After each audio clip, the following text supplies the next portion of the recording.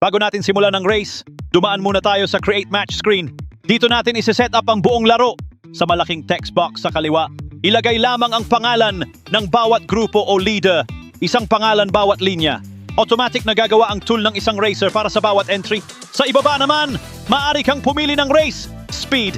Pili ng slow kung gusto, munang mas mahaba at mas suspense na karera. Normal para sa balance na classroom pacing. O fast kung gusto mo ng mabilis na game flow. Kung gusto mong makita agad kung paano gumagana ang tool, i-click ang load demo upang mag-load ng sample groups. Ang clear naman ay magtatanggal ng lahat ng inilagay mong pangalan para makapagsimula ulit.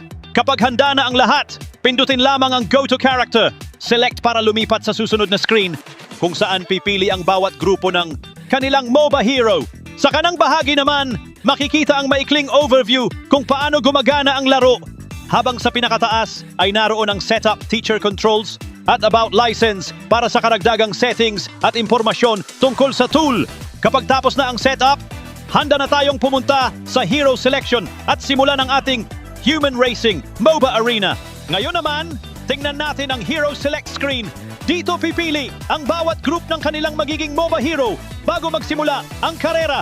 Sa kaliwang bahagi, makikita ang group queue kung saan makikita kung aling group ang kasalukuyang pipili at kung sino na ang may assigned hero. Sa itaas naman ay ang setup instructions. Button kung gusto mong bumalik sa game setup, habang ang teacher controls ay para sa mga additional classroom options. Maaari mo rin na buksan ang About Your License para makita ang impormasyon tungkol sa free classroom edition ng tool. Sa gitna ng screen ay ang Hero Selection area. I-click lamang ang portrait ng hero na gusto mong i-assign sa active group. Kapag may napili na, automatiko itong masisave at lilipat ka sa susunod na grupo. Kung gusto mong manumanong lumipat, pindutin lang ang next unassigned group. Maaari mo ring gamitin ang auto. Assign para random na mabigyan ng hero ang lahat ng groups. Demo groups para mag-load ng sample groups. Reset picks kung gusto mong magsimula ulit sa pagpili ng heroes. At quick setup para sa mabilisang classroom setup. Kapag lahat ng groups ay mayroon ng assigned hero, magiging active ang Start Race button. I-click lamang ito upang simulan ng Human Racing, MOBA, Arena at panoorin kung sino ang magiging huling reporter sa inyong klase. Habang tumatakbo ang race, mapapansin ninyo na hindi lang ito simpleng randomizer. Bawat phase ng karera ay may iba't ibang pacing, kaya mas exciting panoorin ng buong klase. May mga pagkakataong may biglang hahabol, may mauungusan, at hanggang sa huling bahagi ng race ay hindi pa rin sigurado kung sino ang mananalo. Dahil dito, mas engaged ang mga estudyante at mas nagiging masaya ang classroom participation. Pagkatapos ng race, automatic na rin nitong ibibigay ang reporting order, kaya wala nang manual na pagbubunot o pag-aaway kung sino ang mauuna o mahuhuli sa reporting.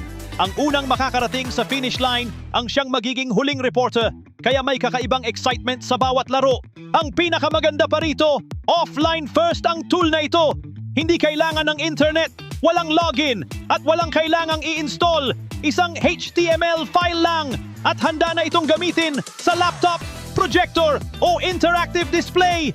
Ang Human Racing MOBA Arena ay isa lamang sa mga libreng classroom tools na ibinabahagi ng Sir Glenn Teaching Tools para makatulong sa mga guro na gawing mas interactive at mas enjoyable ang kanilang klase.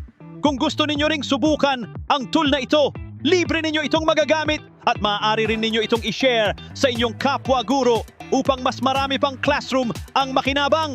Kung gusto mong makakuha ng free copy ng HTML tool na ito, i-click lang ang Google Form na nasa description ng video. Sagutan ang lahat ng hinihinging impormasyon at siguraduhing tama ang email address na ilalagay mo dahil doon ko ipapadala ang download link ng tool. Kung nakatulong ang video na ito, huwag kalimutang mag-like at mag-subscribe sa channel para mas marami pa akong maibahaging libreng teaching tools. At i-comment mo rin kung taga saang paaralan ka para makita natin kung hanggang saan na nakakarating ang ating mga libreng classroom tools. Maraming salamat at happy teaching!